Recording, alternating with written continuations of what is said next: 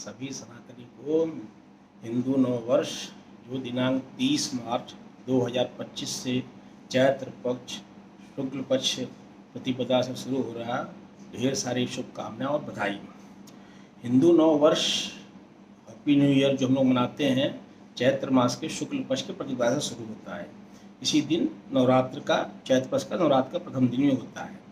हिंदू नववर्ष को और जैसे आपका तेलंगाना, आंध्र प्रदेश और कर्नाटका में युगादि बोलते हैं। हिंदू नववर्ष को महाराष्ट्र और Goa, some parts of Karnataka Gudi Padwa बोलते हैं। सिंधी कम्युनिटी इसको चेती चंद बोलते हैं। उस दिन झूलेलाल जयंती मनाते हैं।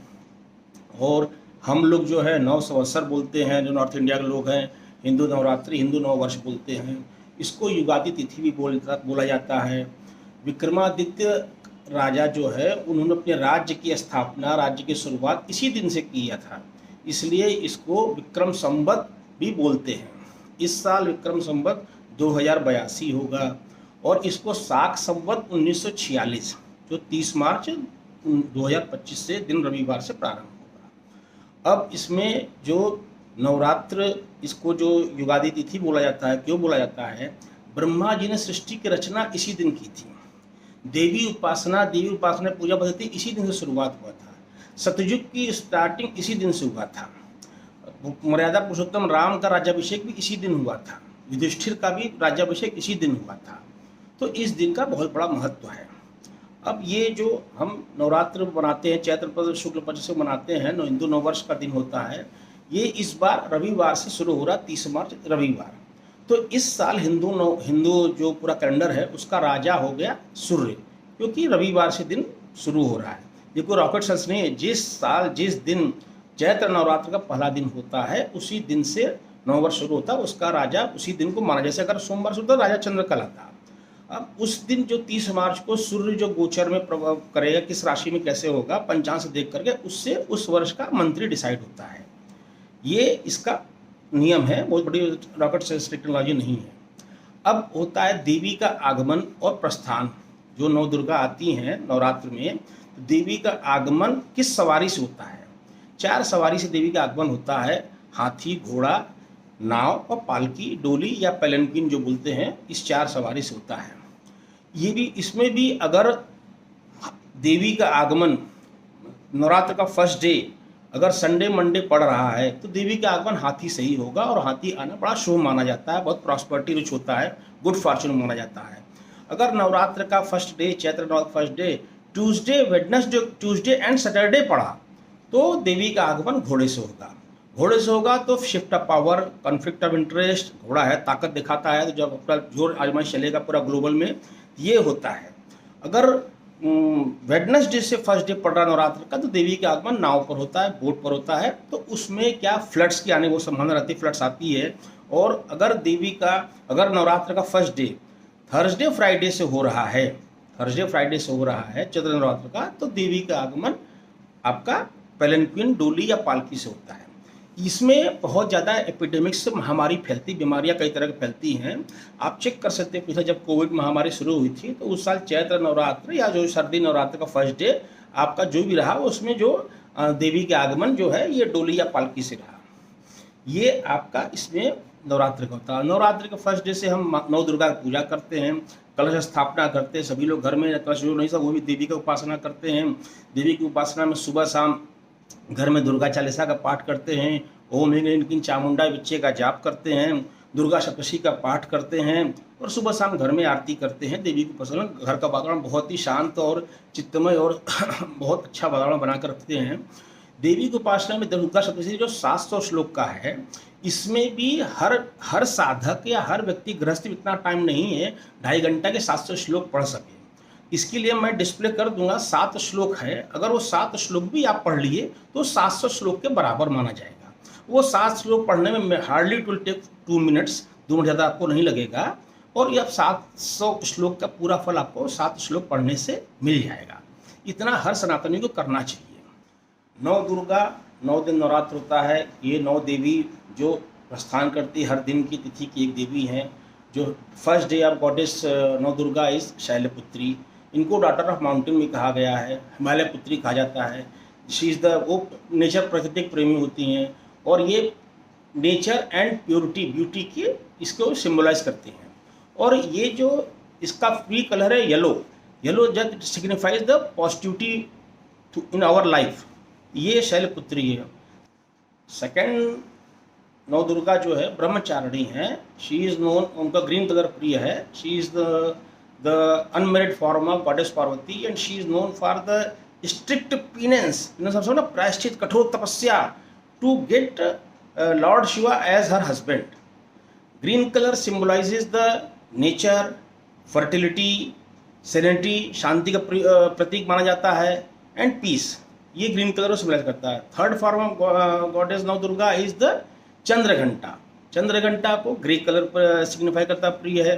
Chandraghanta this is the married form of goddess Parvati and इनको जो है just she is known for the half moon adorning forehead, जो आपको फोटो में दिखता भी है।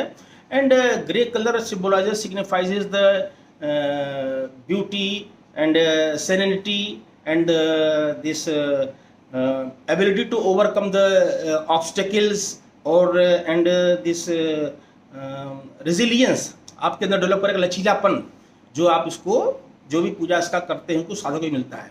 Fourth goddess is the Kushmanda. Kushmanda, this colour is orange colour पसंद है। Kushmanda Devi is known for the creator of universe, creator of universe. Kushmanda very famous this fourth day.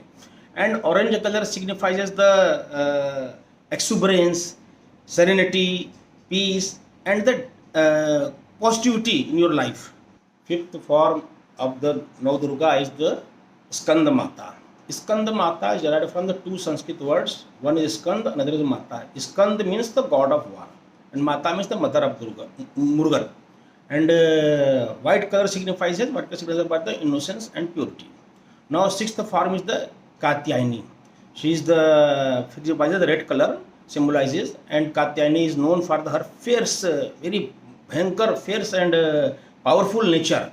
And red color, you know, passion, love, strength. Red color symbolizes, and most popular color for the chunari, देवी चुनरी जो चढ़ता है वो red colour होता है। That signifies the this reverence and this devotion, श्रद्धा का प्रतीक हो जाता है रिवरेंस ये। And seventh is the Kalratri. Kalratri is the most destructive form of the Maa Durga, goddess Durga. And this royal blue colour प्रिय है। Royal blue colours which signifies the richness, tranquillity and depth, गहराई देता है जिसको, जो सब आदमी इंसान के अंदर आता है। And eighth form is the Mahagauri. Mahagauri, which color pre is the pink, signifies pink and reflecting her the purity and beauty. बहुत सुंदर उनके पिक्चर आपको दिखाई देगा, purity and beauty. And pink colour is the symbolises the universal love, affection and harmony, which is this Devi reflects her energy. And the ninth form is the Siddhatri. Siddharthi, her color is the purple color, and Siddharthi that known for the supernatural and meditating powers. She is the giver of supernatural and meditating powers, and purple color symbolizes and gives the luxury, grandeur, nobility, richness, and exuberance, this opulence, these things सिद्धार्थीज। ये नौ दुर्गा पूजा नौ देवी का हो गया। अब इसमें जो another issue that गुप्त नवरात्रि, तो साल में 4 नवरात्रि होता है, 2 गुप्त नवरात्रि और 2 इस तरह से नवरात्रि। पहला गुप्त नवरात्रि बीता है माघ मास में रहा, जनवरी फरवरी में 9 दिन का। फिर ये चैत्र मास का नवरात्रि, फिर थर्ड विल बी गुप्त नवरात्रि इन द आषाढ़ मास में, जून जुलाई, एंड फोर्थ इज द शारदीय Navratri. Among this 4 Navratri, the शारदीय नवरात्रि सितंबर अक्टूबर में, that is the most powerful and famous. Most powerful Navratri among all 4 is the Shardiya Navratri. Gupta Navratri is for the tantric and ascetics and aghori. The sadhak who does more tantra sadhana, tantra vidya, they go to all 9 days Gupta Navratri sadhana. At a deeper at length they do the puja. And ये 10 महाविद्या का साधना जो होती है वो गुप्त नवरात्रि में करते हैं। 10 महाविद्या, माँ काली, माँ तारामती, माँ षोडशी, माँ भुवनेश्वरी, माँ छिन्नमस्ता, माँ त्रिपुर भैरवी, माँ धूमावती, माँ बंगलामुखी, माँ मातंगी, माँ कमला रानी, ये 10 महाविद्या के पूजा करते हैं। और ये भी बहुत लंबा चैप्टर है, अब इसको कभी और डिस्कस करेंगे। गुप्त नवरात्रि में ये 10 महाविद्या का देवी का पूजा किया जाता है। इसी में श्री विद्या साधना भी होता है, षोडशी महादेवी जो लोग करते हैं, श्रीयंत्र की साधना भी इसी देवी विद्या से किया जाता है। और आप नवरात्रि में देखिए तो हर जगह लोग मुंडन संस्कार, जनेऊ पुनः सब कराते हैं, लेकिन गुप्त नवरात्रि में मुंडन नहीं होता है। देखिए कंट्राडिक्शन, दिए दो नवरात्रि में मुंडन आप कराए, बच्चों को घर में लोग कराते हैं, जाकर देवी मंदिर में कहीं भी कराते हैं, और गुप्त नवरात्रि में मुंडन नहीं होता है। अब इसके बाद एक चीज़ जो मेरे मन में बहुत विचार आ रहा है कि आप सभी भक्तगण, सभी डिवोटी, सभी सनातनी हर मंदिर में जाते हैं, कहीं अपनी मनौती मानते, ये दीजिए भगवान, वो दीजिए, ऐसा मेरा पूरा कर दीजिए। आप केवल 3 शब्द, 6 शब्द, 2-2, 1-3 शब्द एक लाइन आप ये मांगा कीजिए, उसमें सब कुछ समाहित है। हनुमान चालीसा का एक दोहा है, बल बुद्धि विद्या दो मोहि। आप किसी भी मंदिर में, किसी भी भगवान के पास जाइए, किसी भी फंक्शन में जाइए, बस इतना ही बोलिए, बल बुद्धि विद्या दो मोहि, इसमें सब कुछ आ जाएगा। बल बुद्धि विद्या दो मोहि। एक उसी तरह से रामकृष्ण परमहंस, जिनके शिष्य विवेकानंद भी रहे, ये दोनों कोई भी जीवनी पढ़िए, पुस्तक पढ़िए, उसमें उन्होंने 3 शब्दों का बहुत व्याख्यान किया है, भक्ति, शक्ति, मुक्ति।